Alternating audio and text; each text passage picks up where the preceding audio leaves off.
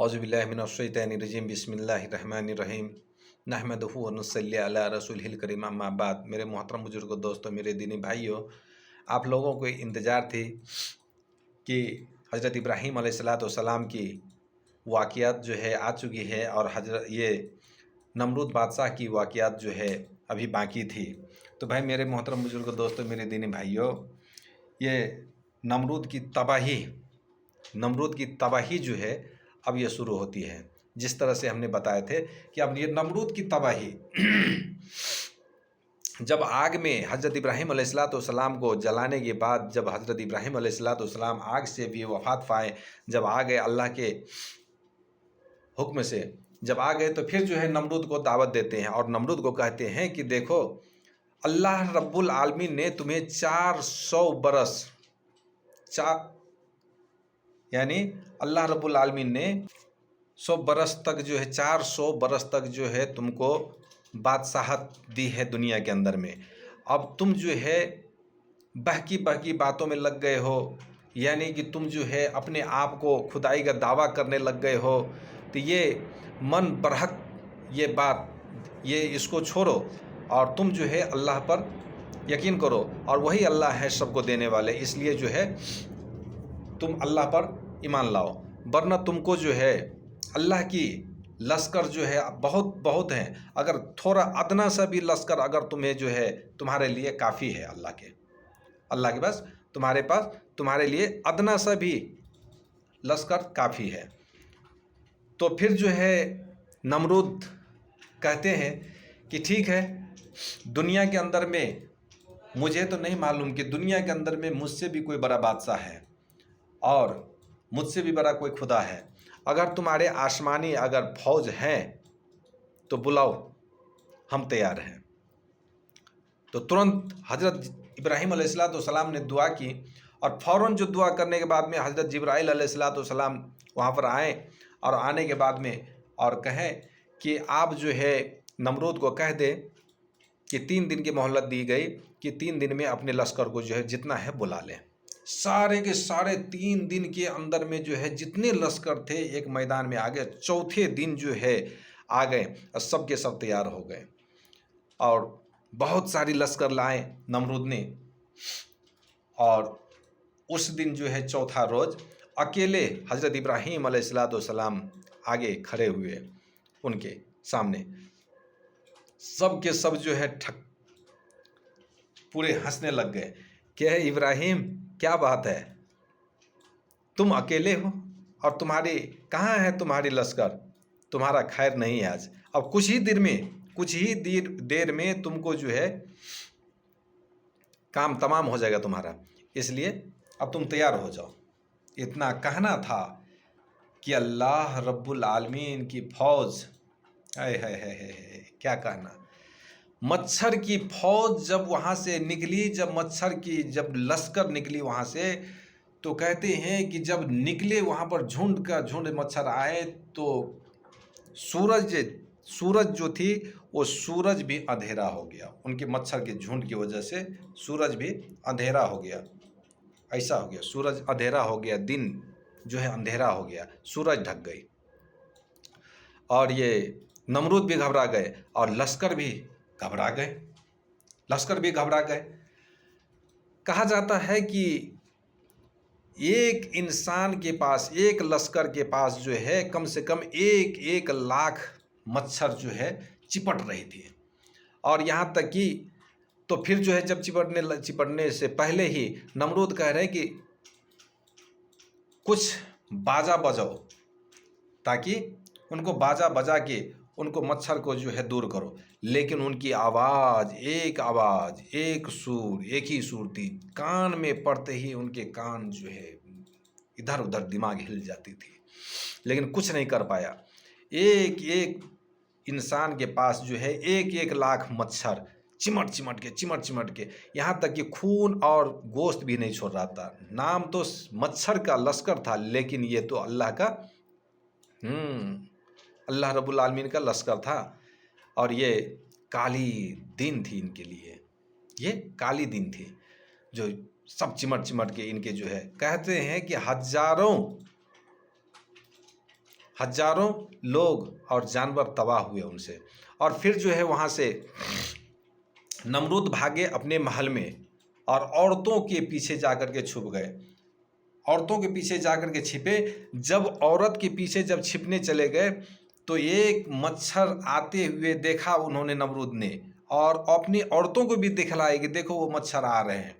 और जो है सीधा वो भी लंगड़ा, एक लंगड़ा मच्छर था। लंगड़ा मच्छर सीधे नमरूद के उसमें दरबार में घुसे और घर में जाकर के उनके नाक के सुराख के बल में जाकर के, बल से जाके उनके दिमाग में जाकर के उनको अपनी चोंच को गाड़ दिया।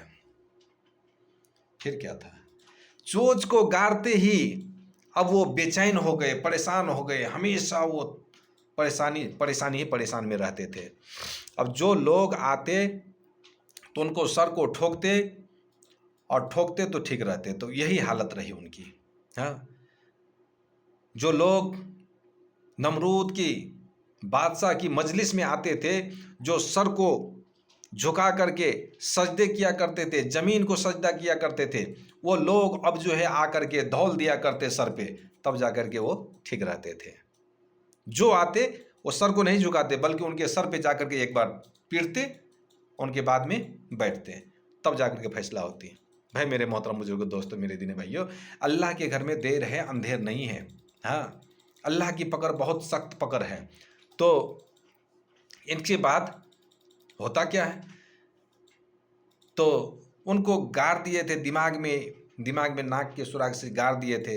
इसी हालत में परेशान रहते थे। परेशान रहते 40 दिन के बाद, कहते हैं कि 40 दिन बीत गए, और 40 दिन के बाद में नमरूद का जो है यही हाल रहा। 40 दिन के बाद में नमरूद तो मेरे भाई 40 दिन के बाद वह इसी दर्द की वजह से हलाक हुआ और बर्बाद हो गया। इसके बाद हज़रत इब्राहीम अलैहिस्सलाम खुदा के हुक्म से मुल्क शाम की तरफ हिजरत किए। जब वो नमरूद से हट गए तो हज़रत सारा अलैहिस्सलाम को साथ लिए और गए मुल्क शाम की तरफ जो है हिजरत करने लग गए। तो मिस्र के बादशाह थे, जो मिस्र में उन्होंने हज़रत सारा को अपने साथ लिया। तो लोगों ने मिस्र के हाकिम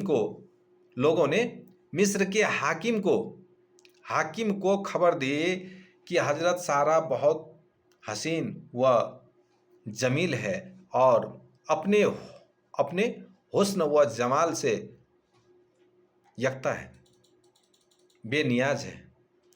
तो मिस्र के बादशाह ने हज़रत इब्राहीम अलैहिस्सलाम को बुलाया और बुला के पूछा कि ये बताओ, ये औरत तुम्हारा कौन है? तो हज़रत इब्राहीम अलैहिस्सलाम कहते हैं कि अगर मैं बता दूं कि ये मेरी बीबी है तो मेरी जान का खैर नहीं, मुझे मारेंगे, मारने के लिए ये मुझे सोचेंगे। इसलिए उन्होंने कहा कि ये मेरी बहन है। ये दीनी हिसाब से इतना कहा। क्या कहा? ये मेरी बहन लगती है और ये हमारा दीनी हिसाब से, यानी दीन के हिसाब से तो हमारा बहन ही है। हाँ, तो उसके बाद क्या होता है कि वो हाकिम ने हज़रत सारा अलैहिस्सलाम के ऊपर में हाथ रखने जा ही रहे थे, इनका दिमाग खराब हो गया, इनका दिमाग गुम हो गया। और ये हज़रत सारा अलैहिस्सलाम इतना खूबसूरत थी कि देखते ही उनको दिमाग जो है चकरा गया, उनका दिमाग घूम गया और ये बेकरार हो गया, रहा नहीं गया। तो उनके ऊपर में, उनके जिस्म पे हाथ डालने जा ही रहा था कि हज़रत सारा अलैहिस्सलाम ने अल्लाह से दुआ की कि उनको दोनों हाथ जो है सल हो गए, उनके हाथ सल हो गए। फिर वो कहते हैं कि हाकिम के, ऐ औरत, तुमने ये क्या जादू कर दिया मुझ पर कि मेरा हाथ सल हो गया? तो कहते हैं कि अगर अल्लाह से दुआ करके अगर मैं ठीक हो जाता हूँ तो तुम्हारे ऊपर बदनीयती के नियत से हाथ नहीं डालूंगा। तो फिर हज़रत सारा अलैहिस्सलाम ने फिर दुआ की, तो फिर वो ठीक हो गए। फिर कुछ दिनों के बाद में फिर उनकी नीयत बिगड़ी है, फिर जो है हाथ डालने की सोचा। फिर हज़रत सारा अलैहिस्सलाम ने फिर दुआ की, फिर जो है पूरा शरीर सल हो गए, हाथ सल हो गए। फिर जो है कहा कि गिड़गिड़ाने लगे, रोने लग गए। यानी कि 3 बार इसी तरह हुआ, 3 बार इसी तरह हुआ। और उसके बाद फिर जो है दुआ किए तो कहा कि अब नहीं करूँगा, तो फिर जो हज़रत सारा अलैहिस्सलाम फिर दुआ की और उनको जो है छोड़ दिए। तो भाई ये है कहानी। तो कहते हैं कि तुझ में ऐसा क्या है कि तू अल्लाह से दुआ करती है तो तुम्हारा दुआ कबूल हो जाता है। कहा कि तुम्हारी बदनीयती की वजह से जो है, इसी तरह से तुम जो बदनीयती जो करती हो इसलिए तुमको जो है अल्लाह ताला ये सज़ा दे रहे हैं। तो फिर जो है मेरे मोहतरम बुजुर्ग दोस्तों, कहते हैं कि बुराई से बचो, हाँ, तो बुराई से बच जाओ। तो फिर जो है कहते हैं कि उसके बाद में इसी वजह से जो है हजरत हाजरा नामी खातून को नजर किया। और क्या कहते हैं, हाजरा नामी खातून को नजर किया, हाँ, उनके बाद में छोड़ा। फिर जो है वो कभी ऐसा नहीं किया। तो फिर हाजरा नामी हजरत हाजरा अलैहिस्सलाम जिनको कहते हैं कि वो हाजरा नामी खातून को नजर किया। यही हजरत हाजरा अलैहिस्सलाम है जिसने हजरत इस्माइल अलैहिस्सलाम को पैदा किए। हाँ, हजरत इस्माइल अलैहिस्सलाम पैदा हुए इनसे। वहाँ से हजरत इस्माइल अलैहिस्सलाम ने मुल्क हजरत इब्राहीम अलैहिस्सलाम ने मुल्क शाम का इरादा किया और फ़िलिस्तीन में दमिश्क के जान रहे ना, दमिश्क के इलाके में क़याम फरमाया। तो भाई मेरे मोहतरम बुजुर्ग दोस्त, मेरे दीनी भाइयों, ये थी हकीकत। अल्लाह से बड़ा कोई दाता है ही नहीं, अल्लाह से बड़ा कोई बादशाह है ही नहीं, अल्लाह से बड़ा कोई है ही नहीं। इसलिए मेरे मोहतरम बुजुर्ग दोस्तों, इसको सुने और अपने दिल पर भी लाएं कि कभी किसी के साथ गलत नहीं करना है। तो अगली वीडियो आने वाली है आप लोगों के पास, जो हज़रत इस्माइल अलैहिस्सलाम की वाक़ियात की। तो इसका इंतज़ार करें और आप लोग बेकरारी से इंतज़ार रखें कि हज़रत इस्माइल अलैहिस्सलाम की जो वीडियो आने वाली है वो लाजवाब और लजीज और अच्छी होगी। इसलिए मेरे मोहतरम बुजुर्ग दोस्तों, ये वीडियो को सबसे ज़्यादा लाइक करें, सब्सक्राइब करें और ब्लैक एंड बेल को दबाएं और ज़्यादा से ज़्यादा शेयर कर दें। ठीक है इंशाअल्लाह। चलिए, खुदा हाफिज़। अस्सलामु अलैकुम रहमतुल्लाहि व बरकातुहू।